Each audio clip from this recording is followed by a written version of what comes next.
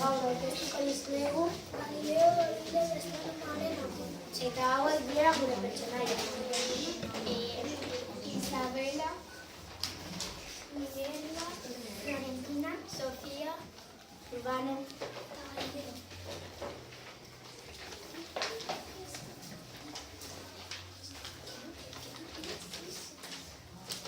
Galileo Galilei astronomoa italiarra zen. Planetak begiratzea asko gustatzen zitzaion eta horretarako teleskopioa hobetu zuen. Bere ikerketak oso garrantzitsuak izan ziren eguzki sistema osatzen duten planetak eta izarrak ezagutzeko. Galileoren lagun handia Erromako aita santua zen, Urbano zortzigarren.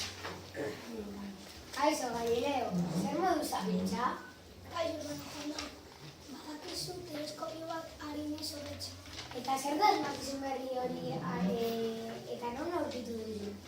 Teleskopioa irudiak hornitzeko dela berezi batzuk, hori biruso batean sartuta dago, eta bertan objektuak gertuago ikusi ditzazke.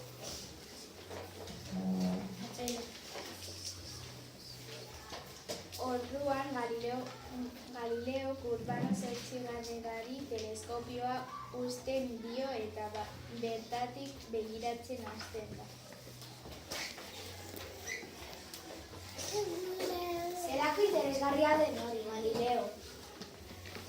Eta orain arte, zer ikusi duzu teleskopioarekin? Mira, Urbano, gauetan, aldirik ez dagoenean, izarrak eta planetak ikusi ditzazke. Bai, nik nahi ditut planetak ikustea. Eta zeintzuk planeta ikusi dituzu? Gure eguzki sisteman planeta asko daude, zazpi guzti. Merkurio, Venus, Lurra, Marte, Jupiter, Saturno, Urano eta Plutón ere ikusi daiteke, baina oso txikia da planetak separatzea. Zergatik ez duzu antolatzen gau batean jarduera astronomiko bat Erromako biztanleek planetak ikusteko? Hori, oso ideia ona da, Urbano jauna, baina horretarako dirua beharko limite. Lasai, Galileo, ni lagunduko dizut. Zuk nahi duzuna eskatu eta horrela jendea kultura gehiago ezagutuko du. Bai, jendeak asko ikertu daude gerra gutxiko eta gehiagoak ondo konponduko gara. Horrela, urren astetan Galileok Erromako mendi batean 10 teleskopio prestatu zituen. Jendeak beraien bitartez planetak eta eguzkia ikusteko. Kaixo berriz ere laguna Galileo. Nola zabiltza jarduera astronomikoaren antolakuntzarekin? Lau laguntzaile ekarri ditu, Minerva, Sofia, Florentina eta Isabela. Astronomiaz asko dakite eta azalpenak emateko oinarriak prestatzen ari dira. Zer interesgarria, nire aurrean duzue saiatu. Bai, nola ez Urbano eta santua. Egunanik euskaren eretzi zen dugu. Lurra gure planeta da. Nork azalduko du? Nik Urbano eta santua Lurra eguzki sistemaren 3. planeta da. Eguzki izarretik hasita. Baina zentroan ez dago Lurra.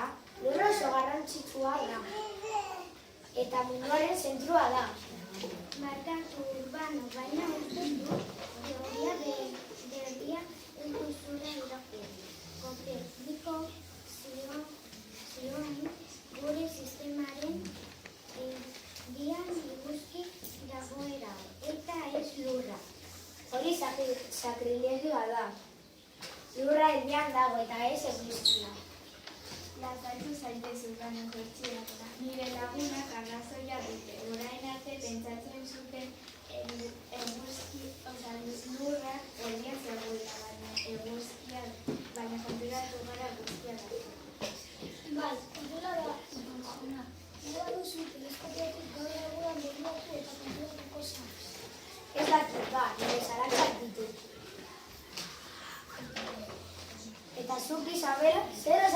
dizut. Nik beste planetak azalduko dut.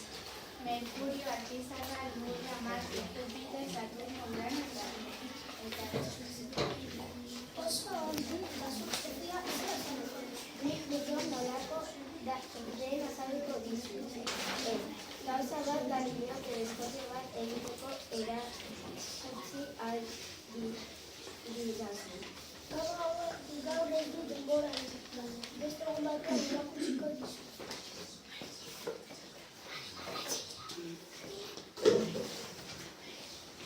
horrela hurrengo gauean Erromako 100 pertsona elkartu ziren mendi baten gailurrean bertan argi gutxi zegoen eta horretarako antortxa batzuk ekarri zituzten.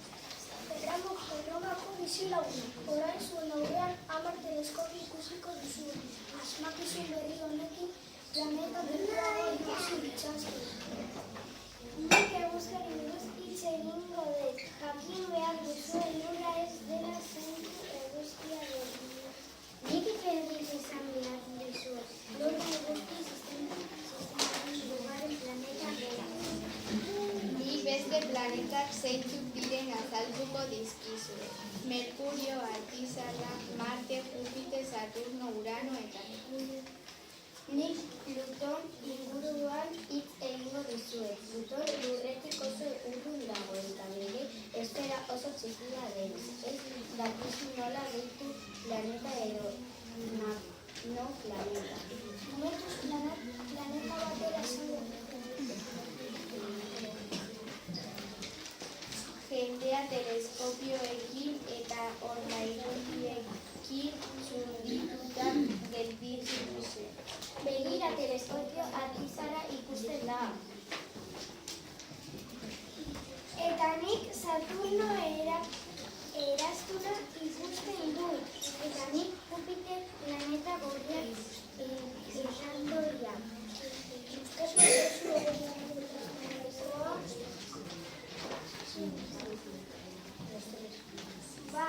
Oso interesgarria izan da. Badekizu gauza bat, uste dut arrazia duzuela. Eguzki sistemaren erdian dago.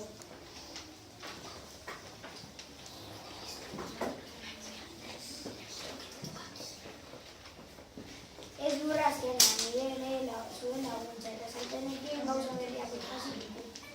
Eskerrik asko laguna. Uste nuen gurekin haserretuta zegoela.